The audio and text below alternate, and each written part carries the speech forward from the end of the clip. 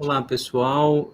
Estamos ao vivo com a professora Maria Esther Maciel, que nos dá a alegria e a honra de estar aqui com a gente para conversar sobre o livro Animalidades.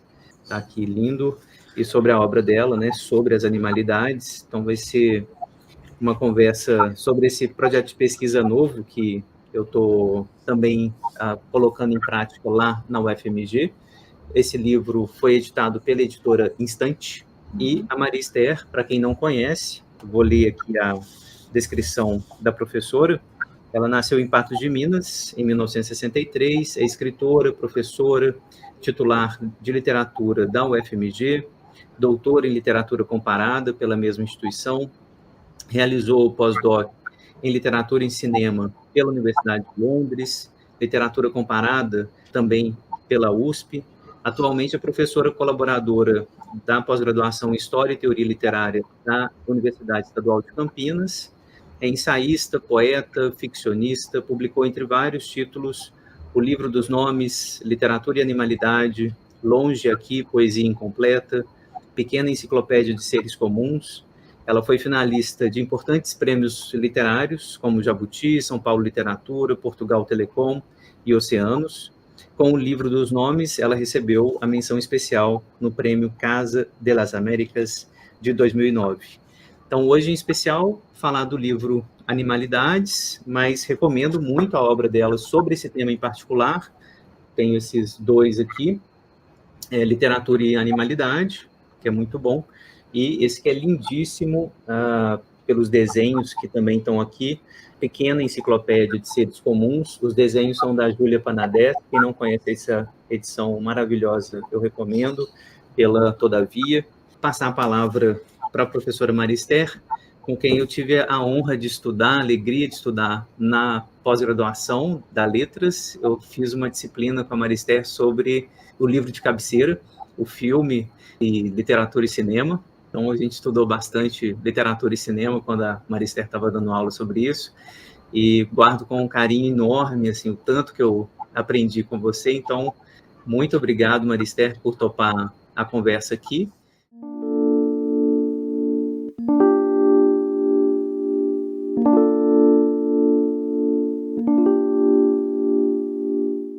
Eu que agradeço, Fábio, pelo convite para participar dessa conversa sobre o meu livro Animalidades.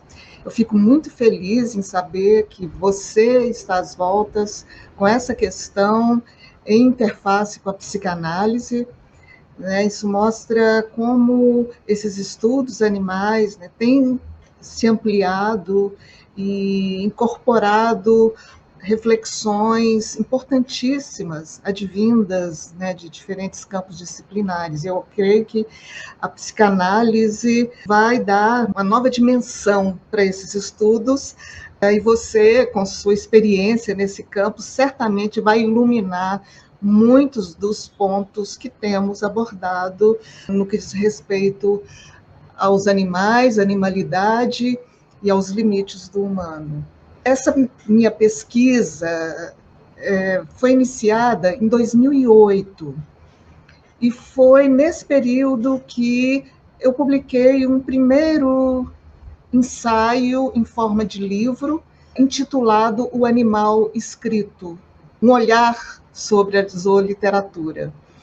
E nesse pequeno livro eu fiz uma espécie de panorama, né, das diferentes maneiras como os bichos foram abordados por escritores do passado e do presente, né? Ou seja, eu tracei uma espécie de roteiro para que esse tema fosse posteriormente aprofundado e desenvolvido, né? E no intervalo entre esse livro e o Literatura e Animalidade, né, eu ainda publiquei esse a que você se referiu, que é o Pensar e Escrever o Animal, com a participação de vários autores brasileiros e estrangeiros. E nesse momento eu já estava mais envolvida com as questões éticas que envolvem as nossas relações com os viventes não humanos. E me propus a investigá-las no campo da literatura,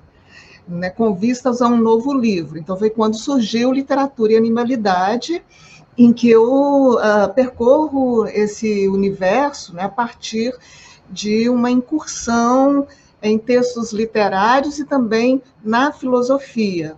Né? Então, alguns autores, como o John Coetzee, sul-africano, né, o filósofo Michel de Montaigne, Jacques Derrida, foram fundamentais, né, para o desenvolvimento desse trabalho. E escritores, como Guimarães Rosa. Aliás, é o escritor que ocupa um espaço maior nas minhas reflexões sobre o tema na literatura brasileira.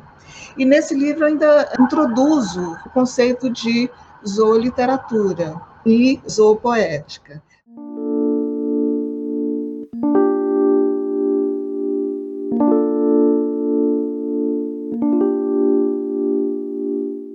Eu já privilegio os eus não humanos, né?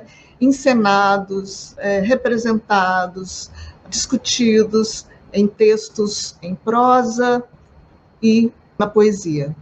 E elaborei, né, dentro disso também um outro conceito de zoobiografia, né? Ou seja, relatos literários sobre vidas de animais.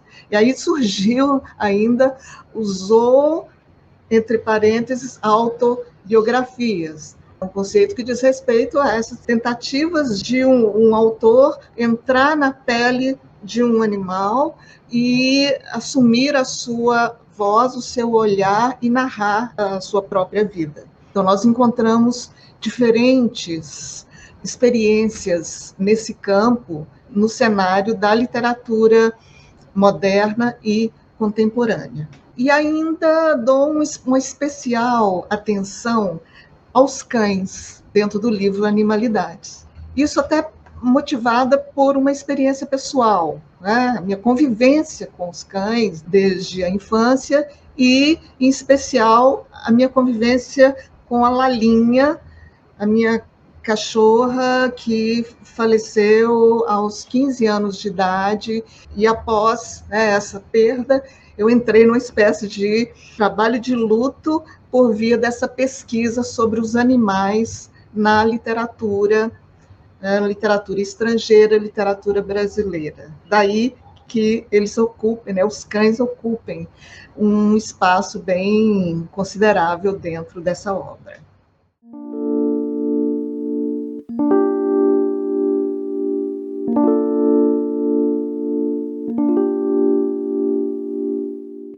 A Clarice é uma das grandes animalistas da literatura brasileira. São muitos os animais que atravessam a sua obra.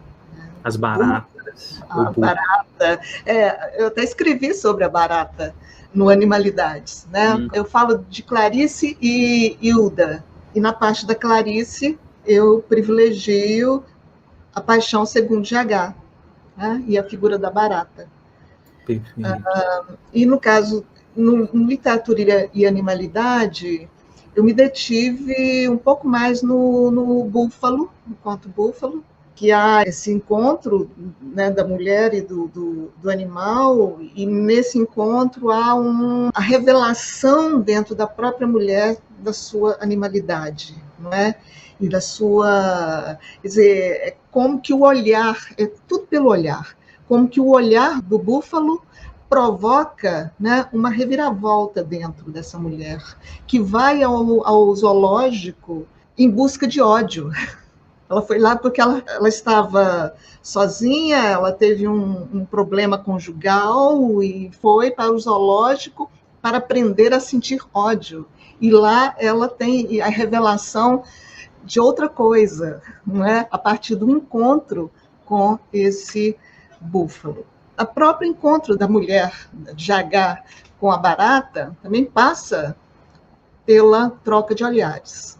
Então, a função do olhar, né, nesses encontros do humano e do não humano, e a importância do olhar também para a própria travessia das fronteiras que separam os humanos e os não humanos. Perfeito. Essa é uma das consequências éticas da zoopoética ou da zooliteratura que interessa a psicanálise, né? Assim, você fala disso ao longo das suas obras, que é quando a gente começa a conversar sobre essa relação próxima, né? Por exemplo, da mulher que vai buscar algum afeto, ódio lá no zoológico, né, e reconhece uma outra experiência dela, né, que acaba aproximando ela do animal, ou quando a gente descreve, como naquele conto da Clarice, né, a morte das baratas por engessamento, né, no certo sentido, como Pompeia, né, e ela faz aquelas descrições maravilhosas daquela, né, daquela morte. Isso abre perspectiva, isso tem a ver com um dos capítulos que você escreve no Literatura e Animalidade, principalmente de um autor, que é o Coetzee, que abre perspectiva para a gente pensar a ética no sentido ampliado, porque tem uma tese, queria que você comentasse um pouquinho isso, né, que interessa a psicanálise em particular, que é, sempre que a gente quer eliminar pessoas, a gente compara essas pessoas ao animal, uma das estratégias, né, importantes nas ditaduras, né, nos movimentos totalitários, de equiparar o outro ao animal para eliminá-lo de forma mais fácil. Se o outro é um animal, né, eu posso...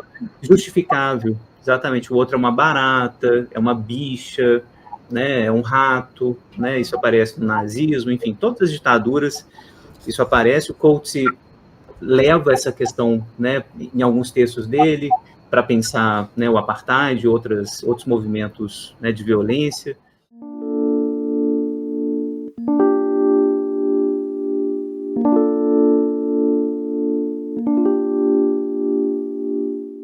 Agora, um autor como Machado de Assis, né, no século XIX, já tinha abordado isso literariamente, né, num dos seus contos, chamado Conto Alexandrino. Nesse conto, o Machado fala da história de dois cientistas que resolvem fazer experiências com ratos, com o objetivo de provarem que quem toma o sangue do rato vivo incorpora as qualidades do rato, as características do rato. Né? Então, eles começaram a torturar ratos, abrir ratos e trair o sangue e começaram a beber o sangue do rato. Aí eles resolvem estender essas experiências para outras espécies. Aí todos os bichos começam a ficar preocupados, né? Lá, os ratos, daqui a pouco todos os outros bichos vão entrar nesse laboratório. Acontece que os cientistas acabam por comprovar neles mesmos essa teoria que eles queriam provar, e eles começam a roubar, porque eles queriam mostrar, porque associado ao rato, né, há um preconceito aí, um estereótipo em torno da figura do rato, de que eles roubam, eles são ladrões, eles são alegorias, né, dos ladrões, então eles começam a roubar, e são presos e levados para uma penitenciária, até que outros cientistas inspirados nas pesquisas desses dois resolvem usar pessoas consideradas inferiores na sociedade, como os prisioneiros, como cobaias de laboratório. E aí esses cientistas se transformam em cobaias dos novos cientistas, ou seja, o Machado de Assis, com isso, antecipa até os horrores do Holocausto, né? De experiências com humanos transformados em cobaias, exatamente porque foram associados aos animais.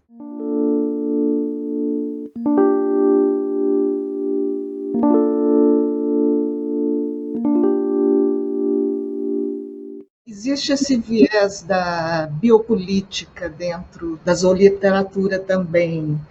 Isso permite com que as reflexões sobre os animais e as nossas relações com eles também passem pelas relações de violência, de exploração, passa pela hierarquia dos viventes, que foi legitimada ao longo dos tempos, e nessa hierarquia os animais ocupam o último nível, né? E como essa hierarquização dos seres também foi levada para os próprios humanos, né, para a hierarquia dos humanos, e determinados humanos considerados, né, inferiores, considerados por vários preconceitos, dogmas, acabaram sendo associados exatamente aos animais que ocupam esse último degrau.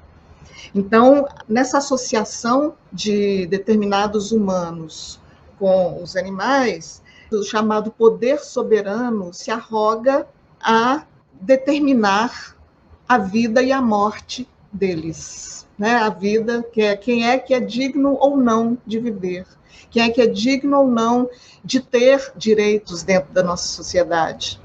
Então, essa questão política que atravessa as relações entre humanos e animais, e por extensão, humanos e humanos, isso foi muito discutido, né, pelo Coetzee em A Vida dos Animais e, sobretudo, no romance Desonra.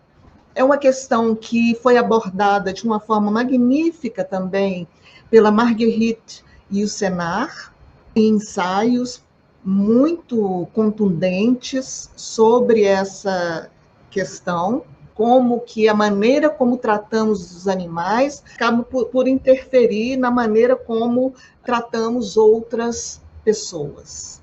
Aliás, o próprio Montaigne, né, no século XVI, já falou sobre isso. No ensaio intitulado Sobre a Violência, ele associa isso. A maneira de tratar os animais, se você trata mal os animais, se a sociedade se arroga o direito de matá-los, de aprisioná-los, de explorá-los, isso é uma prerrogativa para que essas práticas sejam também levadas para os humanos considerados inferiores na escala social.